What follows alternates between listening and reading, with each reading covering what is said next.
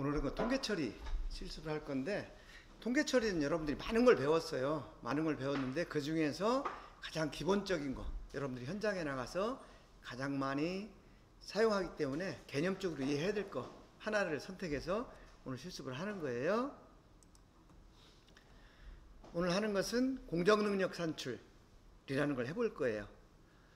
이것은 외측 마이크로미터를 이용해서 핀의 지름을 재가지고 측정을 하는 건데, 측정은 이미 다 여러분들이 많이 해봤기 때문에 내가 측정 데이터를 주고 여러분들은 직접 측정을 했다고 가정을 하고 이제 공정능력 지수를 산출을 하는 거예요. 자, 우리가 CCTV가 주변에 많이 설치되어 있죠. 이 CCTV의 역할은 무엇일까? 여러분들 혹시 생각해 본 적 있나요?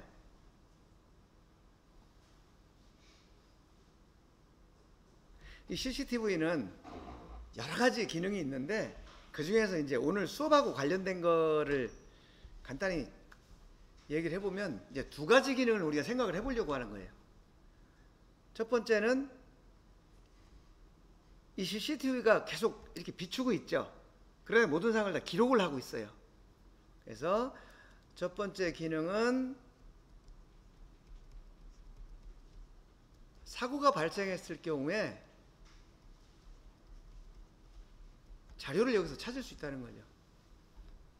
어떤 교통사고가 났다든지 아니면은 도난사고가 났다든지 이런 일이 있을 때 우리가 경찰서에 신고를 하면 거기에 있는 CCTV를 쭉 돌려보는 거예요. 그럼 거기서 이제 누가 뭘 했는지 알 수가 있잖아요.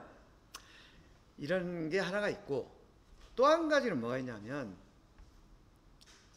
두 번째는 지금 요 그림을 한번 보세요.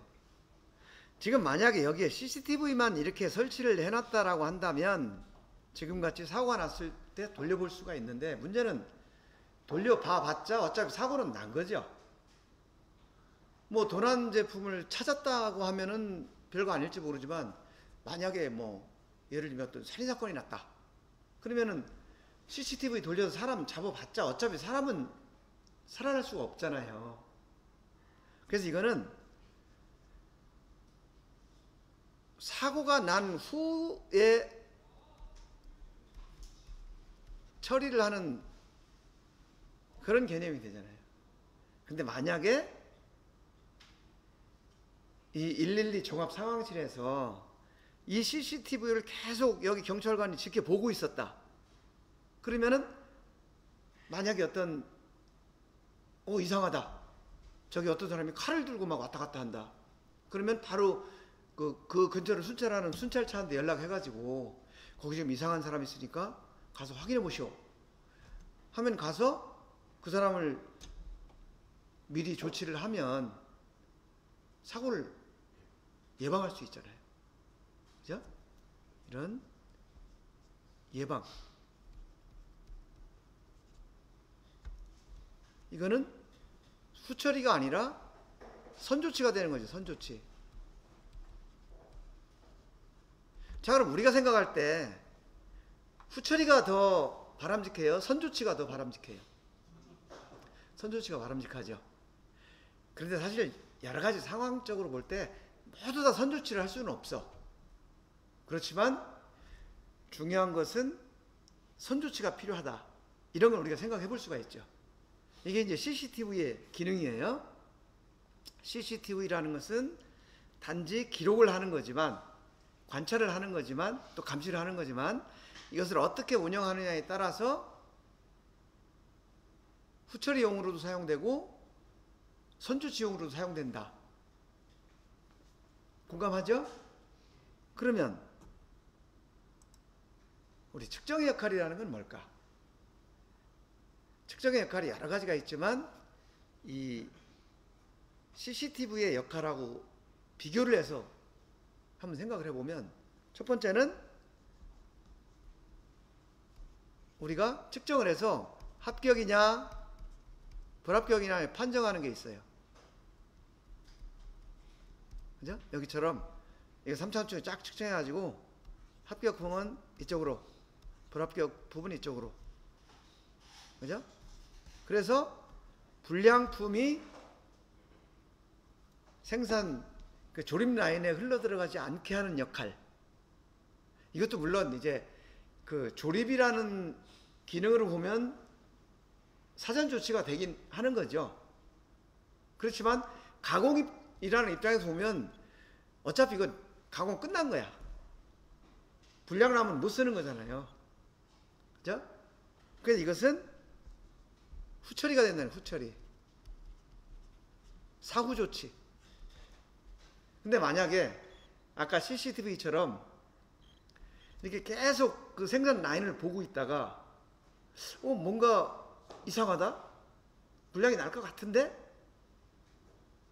라는 것을 그 모니터링을 해서 이상한 그런 어떤 움직임이 발견이 되면 미리 조치를 해서 불량이 나지 않도록 하는 기능이 있다 라고 하면 그게 예방이죠. 뭐를 예방하는 거예요? 품질 불량. 품질, 이게 사고예요, 사고. 불량 나는 것도 품질, 이 사고가 나는 거죠. 그게 품질 사고를 예방할 수가 있다는 거죠. 이것도 선조치가 되는 거예요. 그래서 우리가 측정을 하는 것도 전부 이런 예방 조치를 100% 할 수는 없어요. 경우에 따라서는 측정하고 난 것을 합격, 불합격을 판정도 하지만 또 어떤 경우에는 이런 품질 사고가 나지 않기 위해서 예방 활동을 해야 된다. 그죠? 그게 중요해요. 그래서 오늘 지금 하려고 하는 이 공정 능력 지수라는 것은 바로 이 품질 사고를 예방하는 조치에 해당이 되는 거예요. 굉장히 중요한 거죠. 어찌 보면 합격, 불합격을 판정하는 일보다 더 중요한 일이에요. 그렇지만 합격, 불합격을 판정을 하든 공정 능력 지수를 구하든 측정이라는 그 고유 기능은 다 들어가는 거예요. 그러니까 CCTV는 다 있는 거예요. 어떻게 활용하는 애 문제가 되는 거죠. 그래서 오늘은 사후 처리보다 중요한 요 예방 조치, 요거에 대한 아주 간단한 예를 지금 살펴보려고 하는 거예요. 근데 요거하고 관련돼서 우리가 정확도하고 정밀도 여러분들 배웠죠? 이 개념을 먼저 이해를 해야 돼요. 정확도가 뭐다? 정밀도가 뭐다? 여러분들 설명할 수 있을까요? 이미 구술을 가지고 있어요. 자, 나는 자신 있게 설명할 수 있다. 한 명도 없네? 나는 알기는 아는데 설명하기는 좀 그렇다. 전부. 자, 그럼 정리를 한번 해보세요. 정확도라는 것은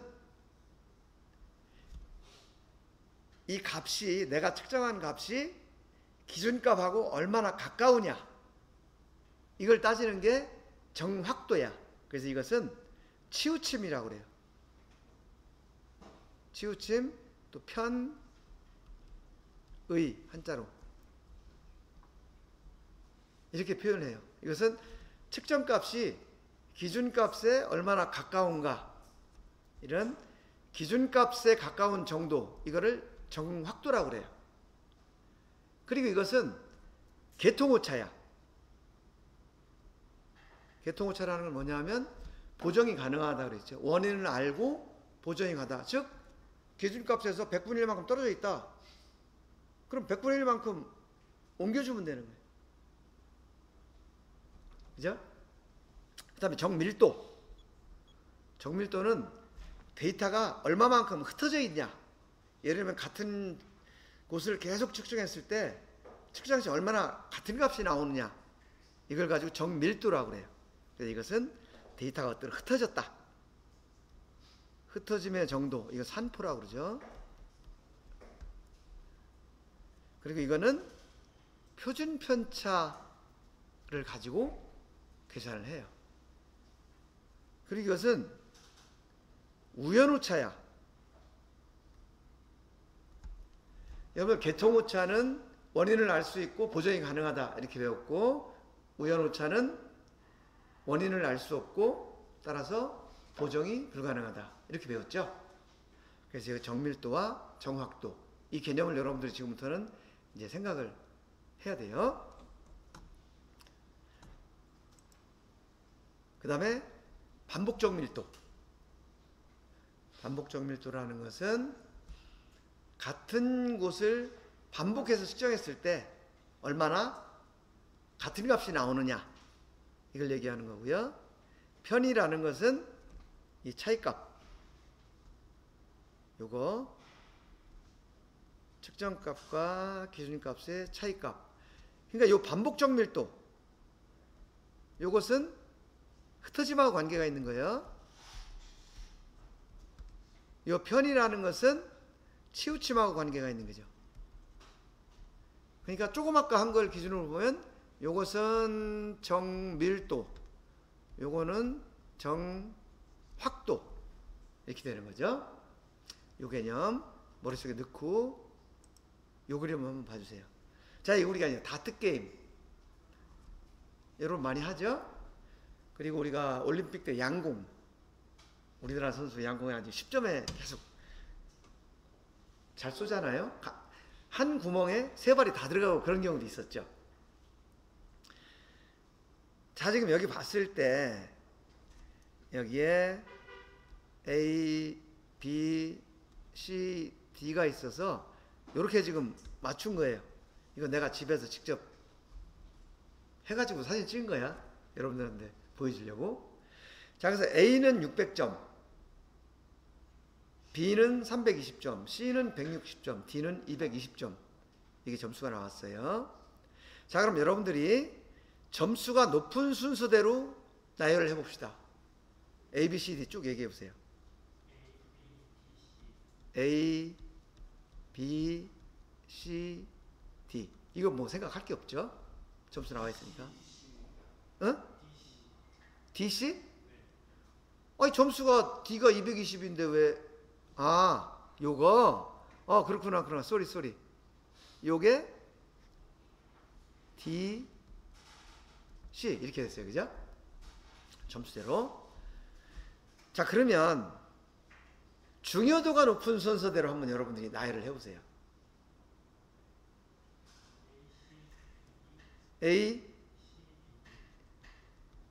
C, B, D 이렇게 지금 여러분들이 얘기했어요. 자, 그러면은 내가 물어볼게요. 요게 A, B, D, C 이렇게 있었고, 여기는 A, C, B, D 이렇게 여러분들이 설명을 했어요. 지금. 그러면 점수의 중요도, 점수하고 중요도의 높은 순서가 왜 다를까? 라는 거 우리 생각을 해봐야 되는 거죠. 여러분들이 지금 다르다고 했으니까 그럼 왜 다른지 설명해 볼 수 있어요?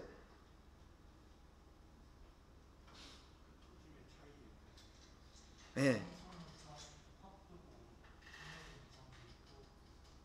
그렇죠.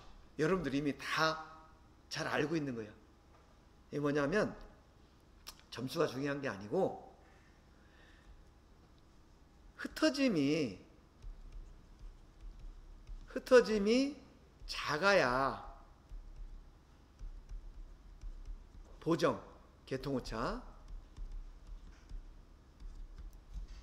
이게 효과가 있다라는 거예요. 그러니까 이거는 지금 정밀하죠? 다만 중심에서 이만큼 편차가 있어. 근데 이거는 보정을 하면 여기에 다 들어와서 600점하고 같은 점수가 될 수 있는 가능성이 있다는 거죠. 근데 다른 것들은 중심 옮겨봐야 사방이 흩어져 있기 때문에 높은 점수가 나오기 어렵다. 이런 것 때문에 당장에 나와 있는 점수보다 가능성을 여러분들이 보고 얘기를 한 거예요. 즉 흩어짐이 작아야 개통오차를 보정하는 것이 효과가 있다. 여러분들 군대에서 0.4격 예를 많이 들죠. 탄착군이 형성이 안 되면 크리크 조정해봐야 소용이 없어요. 탄착군이 정확하게 형성이 돼야 뭐 좌로 매크릭 하루 몇 클릭 하면은 정확히 가운데 들어오는 거죠. 지금 그 얘기를 여기서 하는 거예요. 여러분들이 아주 잘 이해를 하고 있어요. 그래서 지금 이걸 보는 거예요. 자, A번 정밀하기도 하고 정확하기도 하다. 그죠? B번 이거는 정확하긴 하지만 정밀하진 않아. 왜냐하면 중심값은 일치를 하지만 편차가 커서, 그죠? 범위를 다 벗어난다는 거죠. 3번은 정밀은 하지만 정확하진 않아. 지금 현재는 이만큼이 분량이지만 요것만 보정을 해주면 요것처럼 전부 합격으로 들어올 수 있는 가능성이 있다. 지금 이걸 보는 거예요. 그리고 뭐 D번은 정밀하지도 않고 정확하지도 않으니까 이건 뭐 이만큼 분량이, 설사 중심이 이쪽으로 간다 하더라도 이것처럼 분량이 이렇게 생기는 거죠. 그래서 우리는 정밀도, 흩어짐이 작은 거를 중요하게 생각한다 라는 거예요. 요걸 머릿속에 염두에 두고 지금 내가 설명하는 걸 좀 들어보세요. 우리가 지금 공정 능력이라는 게 있어요. 이제 공정 능력이라는 것은 뭐냐면 제조 공정에서 생산되는 제품의 품질이 일정하게 나오도록 달성하기 위한 능력을 공정 능력이라고 그래요. 이것은 정상적인 공정에서 양품을 최대로 생산할 수 있는 능력을 나타내는 지표가 공정 능력이에요. 뭐 원적으로 좀 굉장히 중요한 것 같죠? 그러기에 공정 능력 분석이 필요한 이유는 우리가 생산성을 향상시켜야 되잖아요. 그래서 공정 능력을 향상시키려면, 즉 최대로 생산할 수 있는 능력을 향상시키려면 현재의 상태, 현재의 관리 상태, 현재의 수준, 이걸 알아야 개선할 수가 있겠죠. 그래서 공정 능력 분석이 필요한 거예요. 그럼 공정 능력에는 어떻게 분석하냐? 현재 생산하고 있는 제품을 샘플을 주기적으로 채취를 해서 그걸 측정해 가지고 이 측정한 결과를 바탕으로 이게 오염오차냐 개통오차냐 이런 원인을 찾아 가지고 그걸 가지고 이제 관련 부서가 미팅을 해서 개선을 하는 거죠. 그래서 우리가 여러분 관리도 배웠죠? 이 관리도도 공정 능력을 향상시키기 위한 일종의 수단인 거죠. 이거는 이제 제품을 개발하고 생산하는 이제 프로세스인데, 처음에 초도 생산해 가지고 샘플링해서 측정하고 뭐하고 쭉 하는데, 이제 이 제품을 본격적으로 양산을 하기 위해서는 그 초도품, 그러니까 양산하기 전에 어떤 시험 생산을 해야 되잖아요. 그죠?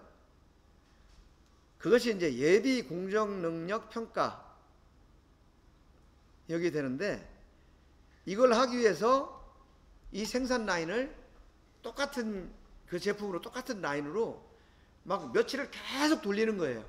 한 달이면 한 달, 뭐 일주일이면 일주일. 왜냐하면 그렇게 해서 안정이 돼야 그걸 가지고 양산을 할 수 있으니까.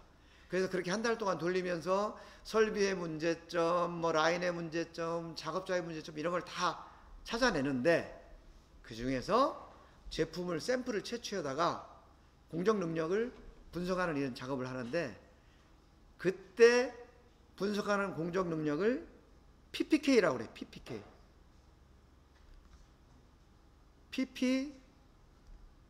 PPK 이런 용어를 써요. 그래서 이거는 롱텀, 뭐냐면 장기간 작업한 샘플을 가지고 공정 능력을 계산한다 라고 해가지고 롱텀 퍼포먼스. 그래서 이거는 장기, 롱텀이라는 게 장기죠. 장기 공정 능력 지수라고 그래요. 그리고 이제 공정 능력 지수에 이 K가 붙은 게 있고 안 붙은 게 있잖아요. 이건 뭐냐 하면, 잠깐만. 그래서 그렇게 해가지고 그러니까 샘플을 테스트를 해서 완전히 안정이 됐다. 그 다음부터는 이제 양산을 하면서 중간중간, 아까 처음에 그 샘플 작업할 때는 뭐 한 일주일 거를 몽땅 채취를 해서 샘플을 검사를 했다. 그러면은 그렇게 해서 안정이 된 게 확인이 됐으니까 이번에는 한 뭐 2시간 정도 아니면 하루 정도 이렇게 해가지고 양산 상태에서 공정 능력을 분석하는 거, 그 공정 능력 지수를 산출하는 것을 CPK라고 그래요. CPK. 그래서 요거는 쇼텀, 단기라고 얘기를 해요. 단기라고 얘기를 하는데, 여기에 보면 CP라는 게 있고 CPK라는 게 있잖아요. K가 안 붙은 건 뭐냐면, 아까 여러분들 본 요 그림이야. 요 그림. 요거는 산포가 적긴 하지만 중심값에서는 벗어났죠. 요것을 우리가 CP의 개념으로 보는 거예요. 그런데 CP라는 것은 가능성만 있을 뿐이지 사실은 이 상태가 완벽한 게 아니잖아요. 중심이 치우쳤기 때문에 이만큼이 지금 흩어짐은 적지만 분량이 나고 있는 거잖아. 그죠? 그래서 이 CP에다가 중심값까지 일치시킨 거, 그러면 어떻게 돼요? 이렇게 되겠죠. 요거를 우리가 CPK 또는 요거 PP, 요거는 PPK 이렇게 표현을 하는 거예요. 그래서 요거는 공정능력 지수 이렇게 얘기를 하고, 요거는 K가 붙은 것은 치우침을 고려한 공정능력 지수 이렇게 표현을 해요. 우리가 최종적으로 필요한 것은 이거죠. 이거. 근데 이것으로 가기 위해서 이게 필요하다. 이렇게 여러분들이 개념적으로 이해를 하시면 돼요. 요거 이해하시겠죠? 지금 내가 얘기한 거. 그래서 요거는 치우침을 고려하지 않은 거다. 요거는 치우침까지 고려한 거다. 이렇게 보는 거예요. 그래서 개발 단계에서는 요 값을 가지고 판단을 하고, 이제 양산 단계에서는 요 값을 가지고 판단을 한다. 요렇게 이해를 하면 돼요. 아시겠죠? 자, 그럼 공정능력 지수. 아까는 공정능력을 얘기한 거고, 이번에는 공정능력 지수인데, 공정능력 지수는 공정능력의 가능성 내지 잠재력을 나타내는 척도, 즉 공정능력 지수를 뽑아보면 얼마나 분량이 나올지 예상을 할 수 있다는 거죠. 그래서 단기, 장기, 장기는 개발 단계에서, 단기는 양산 단계에서, 그 다음에 K가 붙은 게 있고 안 붙은 게 있는데, 이 K라는 것은 카타요리라는 일본어예요. 일본어로 한쪽으로 치우친 값이다, 이런 뜻이에요. 그래서 시제품에서 연속으로 생산한 시료를 사용하고, 요거는 랜덤으로 채취한 시료를 사용한다. 그 차이가 있어요. 그래서 오늘 우리가 보려고 하는 것은 요거예요. 요거. 근데 계산하는 방법은 같아요. 자, 공정능력 지수 어떻게 계산하느냐? 아주 간단하죠. CP는 6시그마분의 T. 여기 T라는 것은 공차, 요거는 요거는 표준 편차. 근데 우리가 공차가 10에 플러스 마이너스 0.01 이렇게 주는 경우도 있고, 10.0에 0 플러스 0.05 이렇게 주는 경우도 있죠. 요것을 양측 공차라고 그래요. 양쪽에 똑같이 플러스 마이너스. 그래서 이렇게 양측 공차인 경우에는 이렇게 계산을 하고, 한쪽 규격인 경우에는 이렇게 계산을 하는 거죠. 근데 이게 의미가 같아요. 이게 6시그마였던 것이 양쪽은 6시그마인데 한쪽이니까 3시그마가 되는 거죠. 그리고 이 시그마를 계산해야 되니까 이제 표준 편차, 이 시그마, 요걸 이제 계산을 하는 거죠. 이런 식으로.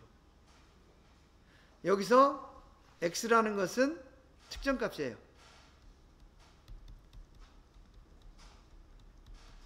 그죠? x반은 이 측정값들을 다 더해서 나눈 평균값.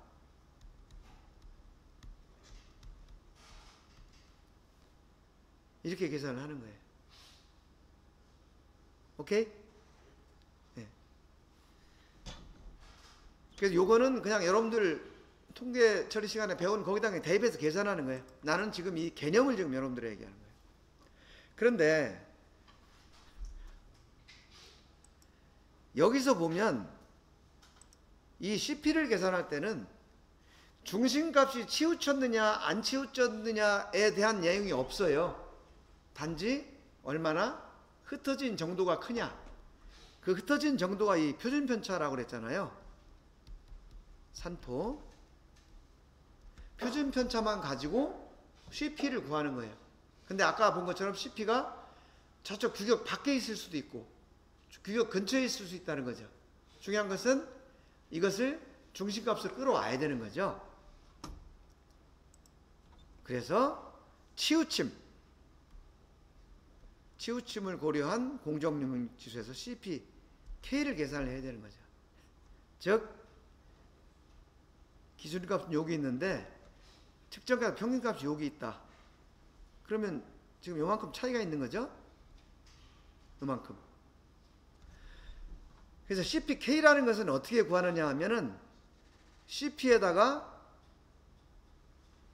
1-K라는 것을 곱한 값이에요. 그러면 CP하고 CPK가 값이 같아지려면은 어떻게 해야 돼요? K가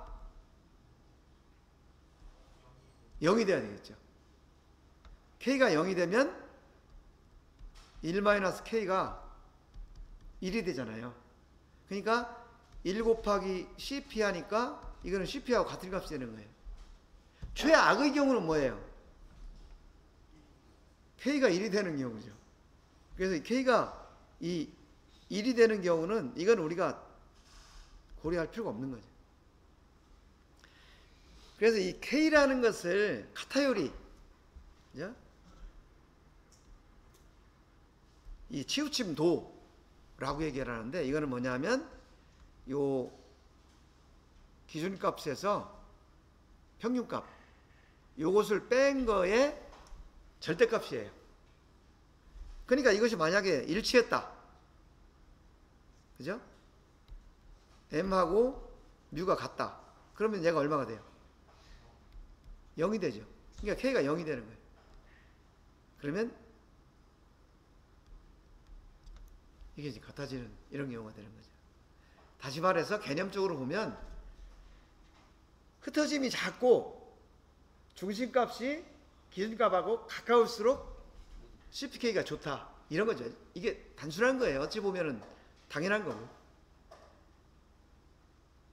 그래서 이 K를 이게 구해가지고 여기다 대입을 해서 CPK를 구하면 되는 거예요. 이제 공정 능력 B라는 것은 6시그마분의 T를 뒤집어 놓은 거죠. 이렇게 보시면 되고요. 자, 그럼 이렇게 계산을 했는데 CP가 이게 엄밀히 CP가 아니고 CPK라고 봐야 돼요. 여기서 CP라고 그랬는데 이거는 CPK라고 여러분들이 봐야 돼요. CPK가 1.33 이상이다. 그러면 이제 현재 공정 능력이 충분하니까 현재 상태로만 계속 관리를 해야, 유지할 수 있도록 관리를 해야, 이런 뜻이에요. 그 다음에 요거 CPK가 1.0에서 1.33 사이다.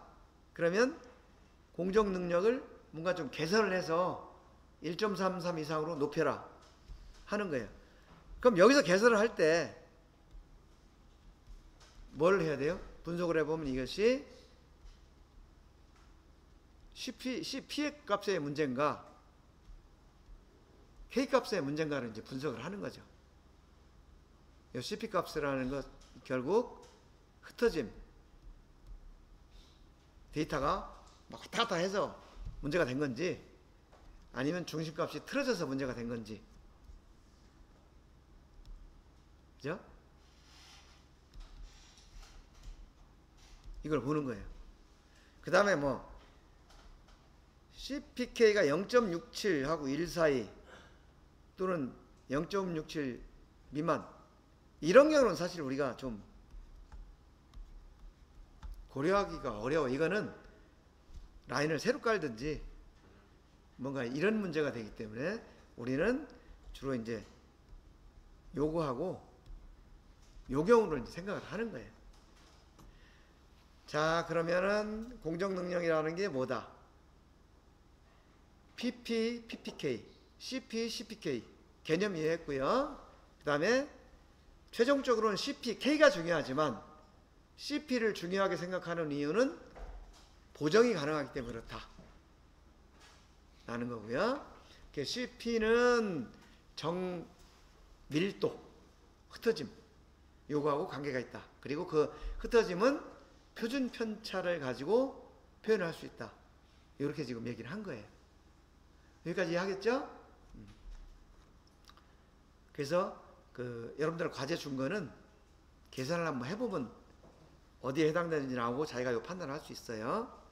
자, 요약을 해보면 CP를 산출하는 목적이 뭐냐? 현재의 생산 라인이 안정되어 있는가 라는 것을 확인하고, 만약에 이상 징후가 발생되면 이것을 방지하기 위해서 CP를 산출한다. 근데 이 CP는 불량 났다고 CP를 재는 게 아니에요. 생산 라인이 정상적으로 가동되고 있는 상태에서 이상이 생기지 않도록 예방 차원에서 이 활동을 하는 거야. 문제인지 아시겠죠? 그래서 이건 생산 라인이 정상적인 상태에서, 그러니까 이거는 불량이 발생했다. 이거는 뭐 사후 조치가 아니라는 거예요. 다시 말해서 공정 능력 산출하기 위해서 제품 측정하면 다 합격일 거라는 거죠. 단지 이제 편차가 좀 더 커지냐 작아지냐, 중심값이 좀 움직이냐, 이걸 보는 거예요. 그러면 요거는 이제 언제 검사하느냐라는 거고요. 얼마 만에 한 번씩 그럼 검사를 해야 되느냐, CP를 산출해야 되냐, 이거는 이제 생산 수량이나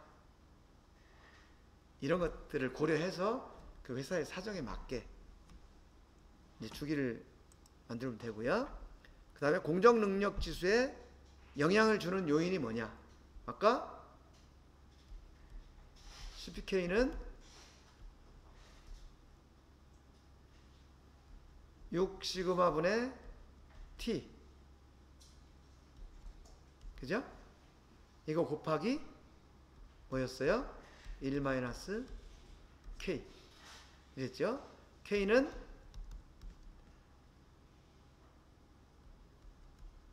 여기에다가 n-뮤 이렇게 계산을 했죠. 그러니까 공정 능력에 영향을 주는 요인은 공차, 그 다음에 시그마, 표준 편차, 그 다음에 치우침, 요 세 가지가 주요 요인인 거죠.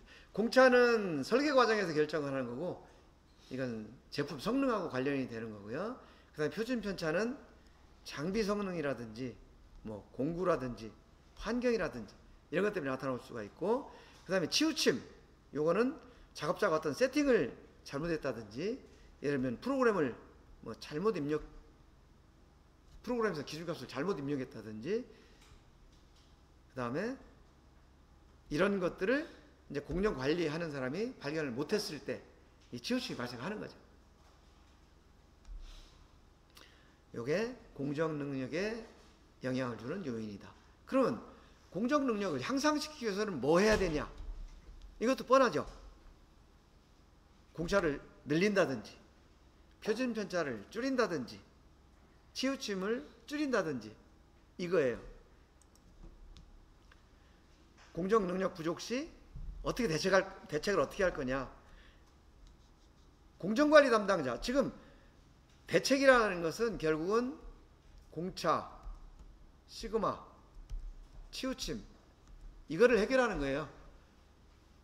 근데 이거는 해결할 수가 없죠. 이거는 설계 문제니까. 이건 빼고 산포, 그 다음에 치우침.